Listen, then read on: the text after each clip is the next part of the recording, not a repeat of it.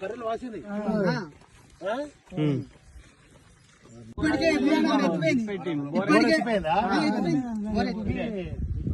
reservoir కి పక్కనే ఉంది బోర్ ఎత్తిపోయిందేమో మరి ఈ నుంచి గిక్కనే ఉంది రిజర్వాయర్ బాయిలో కూడా లేవా మట్లే ఉన్నాయి నమ్మకలేదని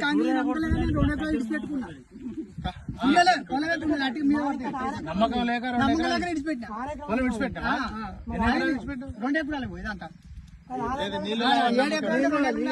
వేసుకున్నా నమ్మకం లేదు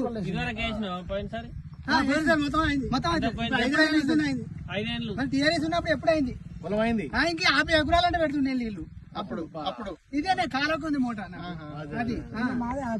ఇప్పుడు ఇక నమ్మకం లేదా అని చెప్పి అటు ఖర్చుల మీద పడతాయని దున్నెకర ఇడిచిపెట్టిన ఇదే గడ్డ అవుతుంది ఇక లాభం ఏంది ట్రాక్టర్కి 1200 పెట్టాలి